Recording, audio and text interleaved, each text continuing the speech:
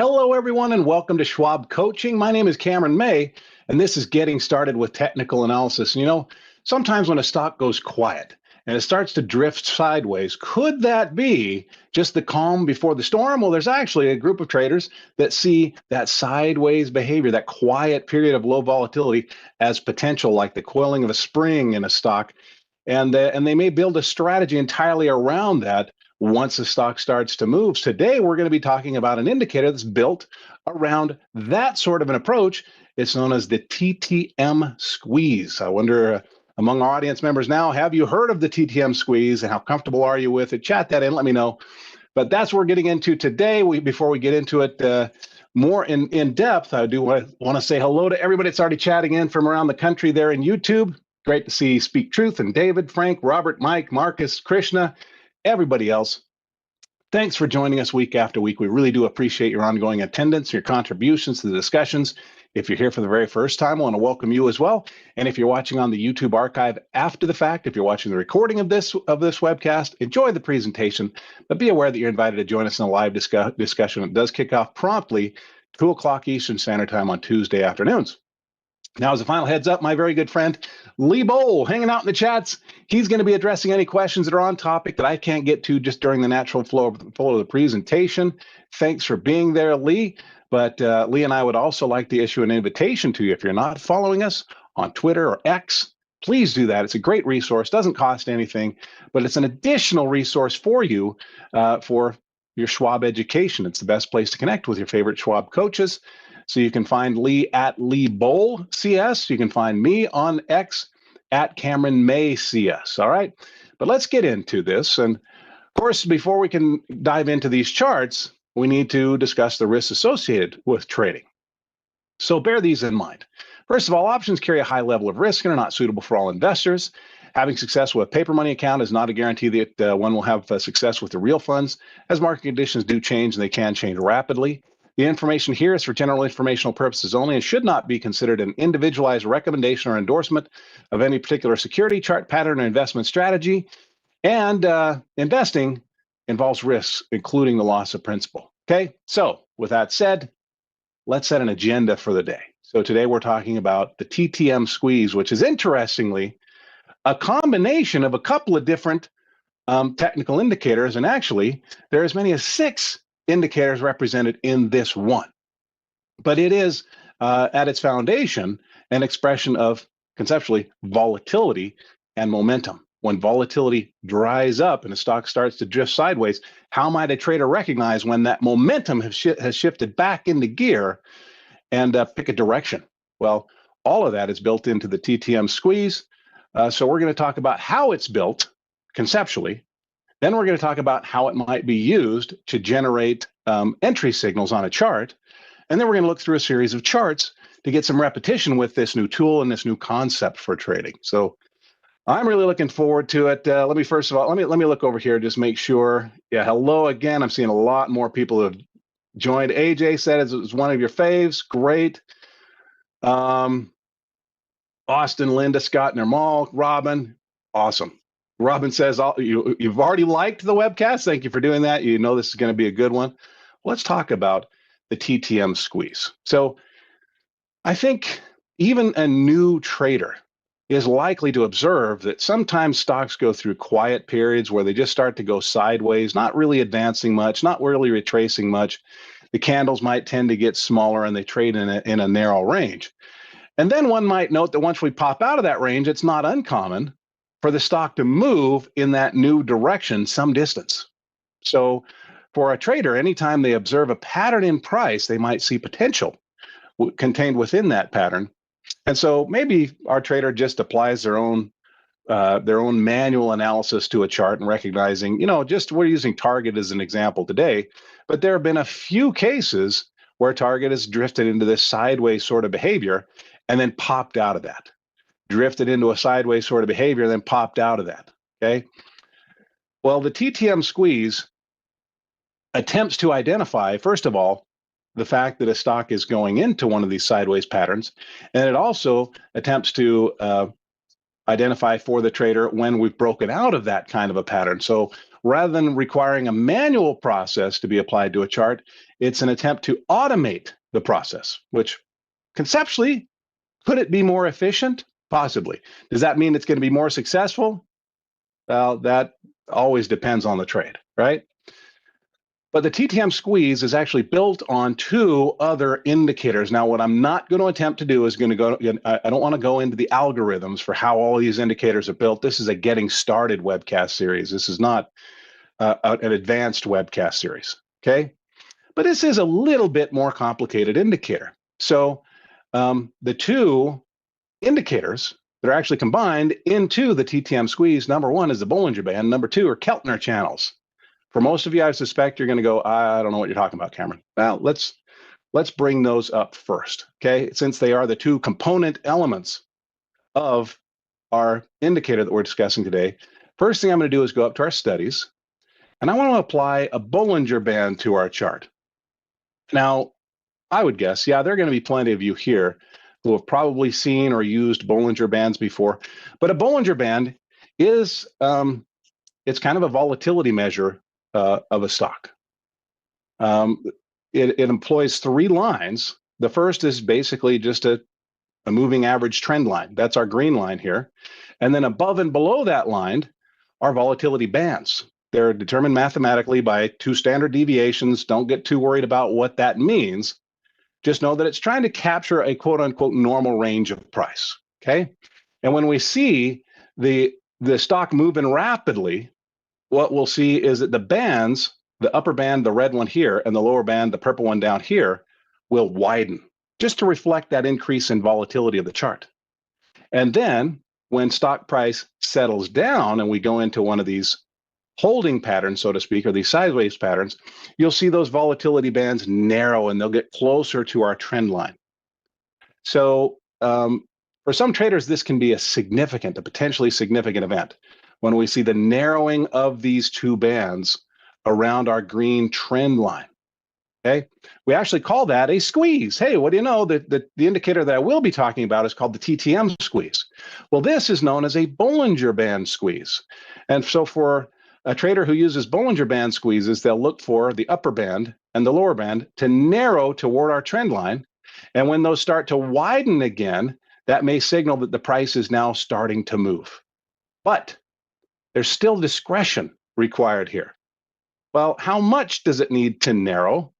And how much does it need to widen before we have a squeeze moving into a new directional move on the stock? So, like for example, here in June, when the price started to narrow, you'll see our upper and lower band coming together. And then they really hit a narrow point, the narrowest point right here in maybe the third week of July, started to widen out from one another right there. So is that a potential signal of a new movement in price? It didn't really pan out that way. Really, the stock went up a little bit and then kept going sideways. Or here again, we got a narrowing and then an expansion of those two outer lines. And in this case, price started to move more substantially. Okay, so there's discretion required even with the traditional application of a Bollinger Band. So what the TTM squeeze does, and I'm going to go ahead, let's add the TTM squeeze. By the way, in my opinion, one of the coolest looking indicators, just the color scheme is great. Let's come up here to our studies again, and I'm going to type in TTM. For TTM squeeze, we're not talking about trend or wave or scalp or alert or whatever. Let's do squeeze. Add that to our chart. It's going to add it below our price chart. Apply that. There we go. We're left with this colorful series of highs and lows. And they are intricately tied to the behavior of our Bollinger Band. Okay? But they're also built on, in addition to the Bollinger Band, they're tied to something called a Keltner channel. So a Bollinger Band, just to revisit it again conceptually, helps the trader look for trend using the green line, and then the volatility within that trend, which is the upper and lower band. So we're looking for conceptually a squeeze here, but the question that was left dangling was, how much is enough of a squeeze? Put that into air quotes. That's where the Keltner channel comes into play. So we're going to come up here, click on our little beaker icon again, and I'm going to add Keltner channels. And I know we're talking about 3 indicators and it seems a little complicated. It's because I just want to describe the inner workings of the indicator. And for some, it might be a little bit too much. Is it really important to know how the indicator is built? Maybe not necessarily. I feel like as an educator, it's my job to explain how it's built. But for those that don't really know, have to know how the combustible engine works in order to make the car go, they just want to know how to drive the car. Maybe you just skip this part on the recording. Whatever, that's fine. But let me apply our Keltner channels here. Click OK again. And what we'll see now is a second set of upper and lower lines. Both of those still around our green moving average trend line. But all these are doing, instead of going 2 standard deviations above or below the line, it's only going 2 candles above or below the line, a much tighter range. AJ's saying you love those dots down there. We'll talk about those dots there, AJ, in just a moment. But yeah, this purple line here and this red line here are okay. So if somebody really wants to know how they're built, it's two ATRs above and below our 20-period moving average. Just know that it's a range measuring a tighter volatility indication. Okay, so what that can do for the Bollinger Band trader is that when our wider bands narrow to inside the narrower bands, that's for that trader, it might mean that's a pretty tight squeeze. Okay. Crescendo says, can you teach us how to buy options, please, sir? I actually do in another webcast series. So Wednesday mornings, you may want to check out my webcast series called Managing an Options Portfolio. If you're just brand new to options, you may want to check out a webcast series called Getting Started with Options. Now, if you're just talking about placing the orders, I even do that. I have a webcast series called Getting Started with Thinkorswim, where we talk through things like how do we place the order to buy stocks? How do we place the order to buy options? That kind of stuff. So I'm not getting into that today, but do realize that we have a broad-ranging education available here at Schwab, okay? So you can just check out one of the other webcasts if this one isn't specifically addressing what you're looking for. All right, anyway, let's summarize this. We have these wide-ranging volatility bands around a price trend line, but when that volatility really starts to narrow, if it gets narrow enough that basically even applying 2 standard deviations, we're not even going more than 1 or 2 candles up and one or two candles down, for a trader that might represent a pretty tight squeeze in price, meaning there's not much volatility in the chart. Now, turning our attention now to the TTM squeeze, this is taking all of that information and just making it a little bit more visually straightforward. So TJ, you referred to the dots. AJ referred to the dots here. Yeah. Let's talk about the construction of our TTM squeeze indicator. Well, a major point of emphasis is this 0 line, which consists of a series of green and red dots. Can you see those dots there? It might require that you squint a little bit. But when we get a red dot that appears here, what that means is that our Bollinger Bands have settled inside our Keltner channels. In other words, our more volatile indicator, which should be wider, has narrowed inside of our narrower indicator, meaning that volatility is really quieting down. We're really very likely starting to go very much sideways.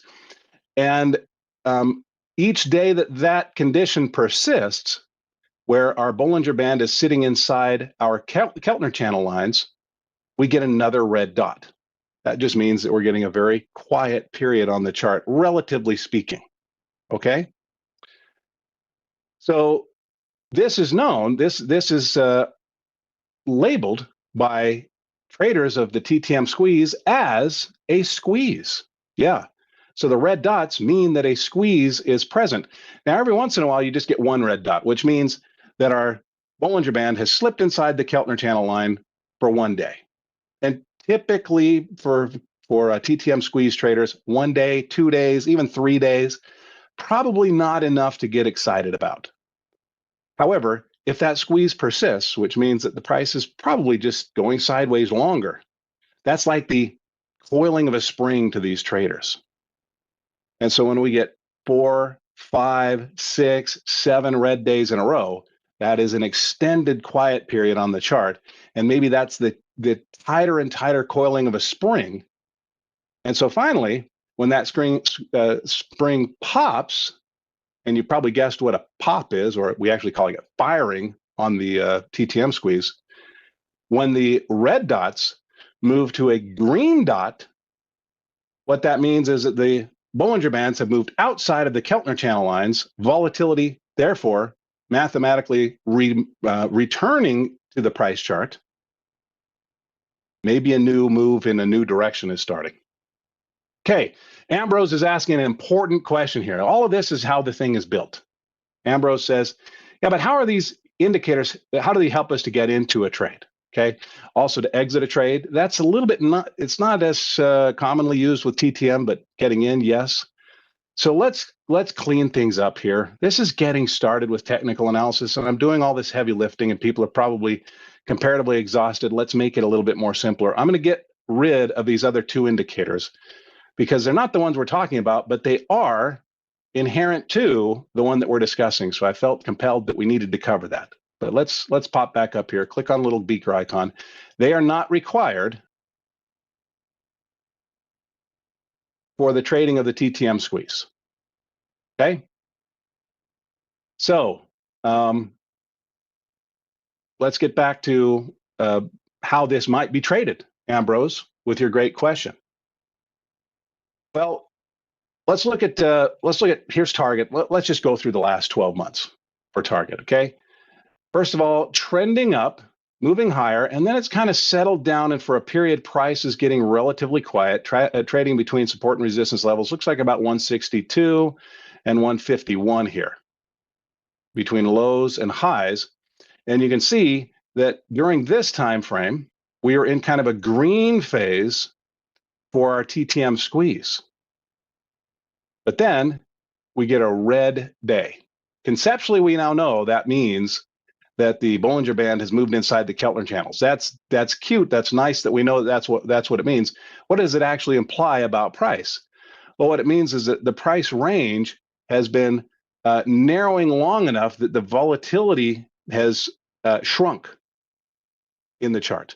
Okay, and so now we might be entering one of those quiet phases, or we might even already be solidly in the center of a quiet phase, because it does take some time for these red dots to appear. And then that persists for 1, 2, 3, 4, 5. It looks like 5 dots or 5 days here, where we're having the tail end of that quiet period. And then we move to a green phase, meaning stock is on the move. Now, what the TTM squeeze does not tell us is which direction necessarily the stock is moving. Well, I should say the red does not tell us bullish or bearish. It's actually the histogram. The histogram just means these bars down here on the TTM squeeze. This may indicate the new direction for the stock. So if we start to get red bars heading down, that may mean that price has gone through a quiet period and it may be ready to make a new move in a bearish direction. Okay? So what might happen right at this point? For a TTM squeeze trader, they've looked at this and they thought, okay, it wasn't just a one-off event or just 2 red dots in a row. We got 5 red dots in a row, and then we went to green, and our histogram, our red bar, dropped down. That's a bearish signal for a TTM squeeze trader. And it might mean they take a new bearish stock position here. It might mean that they take a new bearish option position there. But in any case, or maybe it just means if they were already in a bullish position, they start to ease off on that. Whatever bearish approach to the management of one's portfolio the trader might be comfortable doing, that might be employed right there. Now, as those red bars continue moving down, the trader may stick with that bearish outlook in the short term. This is a short-term indicator. You can see how quickly it can change from red to green, not really a longer-term indicator, right? But if our red histogram is extending further down, the trader might stick with that bearish outlook. What is it? So where does the red histogram come from? For those that are really the tinkerers, you really want to understand where these things are generated. That just means that the Bollinger Bands are still widening, that the volatility is still increasing in our price. Okay, that's what that means. But once the red starts to transition to the yellow, that may mean volatility bleeding out again, momentum tapering off, and it might mean that we've hit a short-term low on the chart, and whatever bearish trade was in place, maybe the trader exits that, or they start to scale out of it. And then we may start into a new quiet phase for price. And for a trader who's trying to take advantage of volatility or momentum, these quiet phases can be a little bit frustrating because generally the stock just doesn't accomplish much during those phases. So let's look at this. You'll notice our histogram shifts from red to yellow. Our dots later, there's always a delay here, shift from green to red. One or two reds, does that mean that we've hit a TTM squeeze just yet? Nope, that's not necessarily a TTM squeeze. Let's put a circle maybe. There's what some may consider to be a TTM squeeze. All right, we go to a brief red, and then we go back to green, and then we get 1, 2, 3, 4, 5, 6, 7, 8, 9, 10, a whole bunch of reds. This might be seen as a more authentic or genuine TTM squeeze for these traders. Now, this is not telling us whether the stock is going to go up or down. What do we need to wait for from there? Well, once the trader sees a shift to green, they then look to the histogram. They look to the bars to gauge direction. So here we're starting to break out of our squeeze right there. And we're going to red bars again. So in this case, it looks like we might be ready to break to the downside and begin a new move in the bearish direction again. All right. So there's a couple of examples of using the TTM squeeze for identifying bearish entries. What about bullish? Well, here we have an extended period of green. There's one red right there, not technically significant to TTM squeeze traders. Still green, green, green, one red, not significant yet, one red, not significant yet, then a series of reds. Notice this is solidly into this sideways trend in the stock price. So there are times when we get shorter sideways moves where we never quite generate what might be considered to be a genuine TTM squeeze signal, okay? Yeah, smaller moves for shorter periods of time. You know, you might see this, the trader might see this as, well, wasn't this a consolidation in price right there? Yep, but it didn't last long enough for a squeeze to be generated. It may not be considered significant enough to be tradable. And again, this is just according to those who use TTM squeeze in their trading. So in this case, the price pattern is sideways long enough to now begin to qualify this as a legitimate TTM squeeze. And then we start to break out of that right here. Notice our red dots transition to green dots. As soon as we get that first green dot, in this case, if we've had a series of reds and we get one green, that is the event for a TTM squeeze trader, okay? So which direction in this case? Well, in this case, instead of getting red bars to the downside, we got a blue bar to the upside. That means price is moving up with our quiet period of low volatility expanding into conceptually a period of greater volatility or momentum. In this case, the move is to the upside. So here the trader might be planning maybe a short-term bullish trade of one description or another, a stock trade, an option trade. Ambrose says, is MACD not almost doing the same indications? It's related. Ambrose, you're probably looking at this and saying, doesn't this just look like a MACD indicator? It's a series of histogram peaks and troughs around a zero line. Yeah, it's another one of those indicators, and there are dozens of them known generically as oscillators. Okay, oscillators are indicators that go sideways over time, but that range from highs to lows. What kinds of oscillators can you guys name right now? MACD has been named. TTM squeeze is a new one that we're learning today. RSI, CCI, stochastic, and on that list goes, right? Yeah, so generally a trader will, they might use one, maybe two oscillators, but the design of oscillators, there's a pretty common thread running through most of them, and that is just to recognize shifts in short-term price momentum. Now, some are looking for highs to lows. This one is looking a little bit different. It's looking for consolidations and then breakouts from consolidations. MACD is not designed to do that. So it is similar, Ambrose, to MACD, not conceptually the same, okay? All right, so here's our bullish breakout. When might the trader look to start to scale out of their new bullish position, maybe start to take some profits? Once our bright blue bars start to transition to dark blue. What that can imply doesn't necessarily always mean the price is coming straight down. You can see in this case it didn't, but it might mean the initial volatility, the initial momentum is kind of softening a little bit.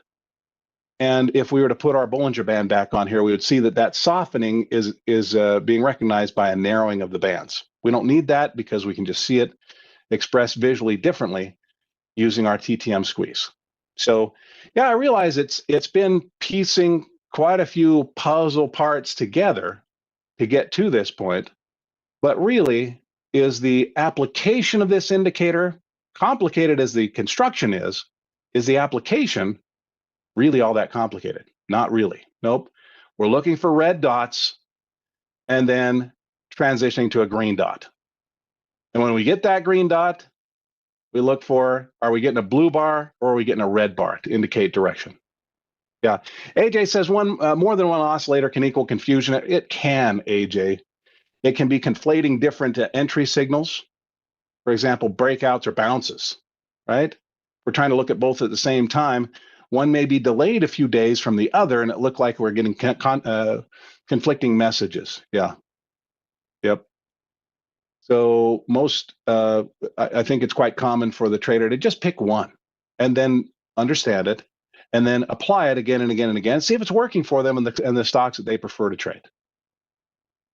All right, there's another example, final example here, where we have an expansion of price, and then we go through a quiet period again. Again, low volatility. The trader's waiting here for momentum to return to the stock.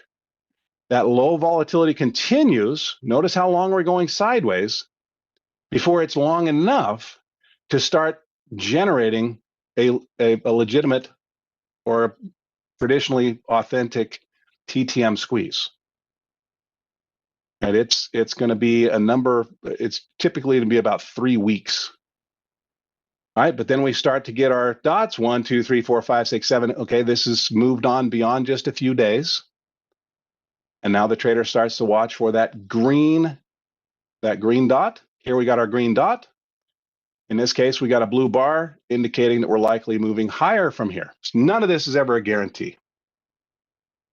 Speak Truth says the TGT breakout seemed to be around earnings season, somewhat expected. Is there an example where the TTM indicates a less expected move? So these do not always necessarily align, although it's not uncommon, I will say, with earnings. If we come up here to our chart settings, we turn the earnings on. Let's go to our equities tab and show the corporate actions. That's generic term for times when a corporation takes an action that might impact its stock price, like earnings or stock splits or dividends, that kind of thing. Let's click apply and click OK. You can see, okay, yep, we did have a breakout there. Oh, yep. Actually, on this one, it does line up pretty nicely. Not here. This one happened before that earnings announcement. But yeah, let's look at some more charts. How about, let's look at maybe TMO. So TMO, quiet periods. Look at this, another earnings breakout in this case, but it actually predated that earnings. The earnings actually signaled more of it signaling the breakout. It signaled the end of the breakout, which is interesting. So see if you can identify some of these signals. Okay, here we entered a quiet period on Thermo Fisher. That period had stretched on for about 3 weeks, and we start to get our squeeze. 1 day, not enough. 2 days, maybe for some. 3 days, possibly okay for some traders. 4, 5, 6 days, that's where I think, at least in my experience, the TTM squeeze traders will start to say, okay, this one is looking like an authentic squeeze. Price has been steady for some time. Our Bollinger Bands have narrowed inside the Keltner channels and stayed there for not just a single day or 2 or 3, but 4, 5, or 6. And in this case, boy, we stayed quiet for some period after that. And we finally got a breakout right here. We moved to a green on July 20th. Now notice, this is interesting. July 20th, you might be thinking, oh, it's that big candle right there. I could have seen that. Actually, it was this candle that was our green candle. Now, Silas is asking about other products. I can't really get into that, but conceptually, Silas, yes, with technical analysis, it's quite common for traders to use it across a range of different securities or investment products. But in no case is it ever a guarantee that it's going to perform on one or the other. Now, I wanted to use this chart as an example to show you how quickly the move might happen, if a move happens at all. It doesn't mean that the stock is just going to go straight up forever. Okay, it is a short-term indicator of new direction. So in this case, sideways, green with a blue bar means price in the eyes of a TTM squeeze trader may be moving higher here, and here in this case it moved up for about 5 days. Moved from about what was the breakout point here, maybe 538 up to a high of about $580. Then we softened in our price trend, got a consolidation here that lasted just long enough to generate 1, 2, 3, 4, 5 of our red dots, and then it fired. We got a red bar to the downside as we went to green, and you can see price took off. And in this case, what do you know? Terminated again. Was it Ambrose that pointed this out? In this case, it terminated with another earnings announcement. That can earnings override the trader's best efforts at technical analysis in a heartbeat? Absolutely, they can. Any new news announcement can reverse the course of the momentum of a stock, right? Yep. So in this case, we moved to the downside. That terminated with an earnings event. We went solidly back to green as price trended here for a while. No consolidation in price. We entered a consolidation here, started to consolidate. A few weeks into that consolidation, we start to generate squeeze signals, and that squeeze persisted for another few weeks. And we finally got green right there. February 28th. Green dot, blue bar, indicating maybe price is heading higher from here. And a trader might just follow that histogram until the light blue transitions to dark blue, and that might be the signal that the momentum is shifting again. So are we starting to get comfortable? I know that probably 5 minutes into this discussion, you're thinking, ooh, this is kind of heavy lifting. We're talking about Bollinger Bands and Keltner channels and TTM squeeze, and am I ever going to be able to pull all this together? Well, yeah, now that we've moved into just dots and bars, is it making a little bit more sense? I think a little repetition can help some more. So we have time. Let's look at a couple of others. We have ABT. ABT, you can see that now. See this, the trader themselves, they could just say, you know what, I see that the stock is going through a consolidation, and maybe they can identify support and resistance levels. And could that potentially be tradable without the assistance of an indicator? Yes. Yeah. Could we do the same thing Can a trader look at a price that seems to be trending higher and just say, I'm going to do my own analysis. I don't need an indicator like a moving average to identify trend for me. I don't need other indicators to identify support and resistance levels. Do some traders not use indicators at all? Yes. Do others prefer to automate wherever they see it as an advantage to their approach or a simplification, an efficiency maneuver in their approach? Yeah, there are traders who do that as well. Okay, but yeah, let's see. We had price moving up. We started to enter a consolidation several weeks into that consolidation. Looks like we got our 5. Yep, looks like we got 5 red dots there. Transition to green. In this case, accompanied by a red bar signaling a possible new price move down. And we move down. As soon as the red bars start to turn back to yellow, the trader might say that's the end of that move. Speak truth, you appreciate my gift to boil down complex topics? Well, I'm glad you still hold that opinion. Believe me, sometimes when I think, I understand this indicator, I hope I can make it understandable to others, I get a little bit nervous before I do one of these webcasts because I'm always aware of the fact that it says getting started with technical analysis. And when we bring in a new indicator, it would have been a whole lot easier for me to just come in here and say, guys, here's the way a TTM squeeze is traded. Forget about why. Forget about how we get to this point. When we get a series of red dots, that means the stock is going sideways. When it turns to a green dot, that means the stock is likely moving in a new direction. And if that green dot is accompanied by a blue bar, that means the trader thinks it's going to go up. And if that green dot is accompanied by a red bar, it means the trader thinks the stock is going to go down. Isn't that a whole lot easier? If you were sitting in my shoes, wouldn't you say that would have been the approach? It's tempting to make it that simple. That is kind of like getting started, but it's not the way that I do things. I prefer to explain why and how, and then get to what it means for the trader. Okay. All right. So yeah, here's a squeeze right here. Bearish move. We start to head sideways again. 4 red dots. That for some they might say, okay, that's a squeeze, but we're kind of pushing it. That's not a very long squeeze. And if there's not a very long consolidation, maybe that trader's not expecting as much of a move in the new direction. Okay, that's a possibility. Here we have consolidation again. There's looks like we had one sort of non-event there, but then 5 red dots, green dot, blue bar, kicking off what turned out to be a nice move to the upside. And most recently, we have a series of red dots with another blue bar to the upside. This one, not nearly as substantial. Okay. All right. Well, I think that we've just about beaten this one up, but I do feel like we've arrived at the place that I'd hoped we would get to as we're understanding a new technical indicator. So once again, this is an indicator that's built for those traders who see a quiet period, low volatility environment on a stock as a temporary. And it's the calm before the storm. They just want to see, once the wind starts blowing again, which direction is it likely to blow? That's what we're looking at here.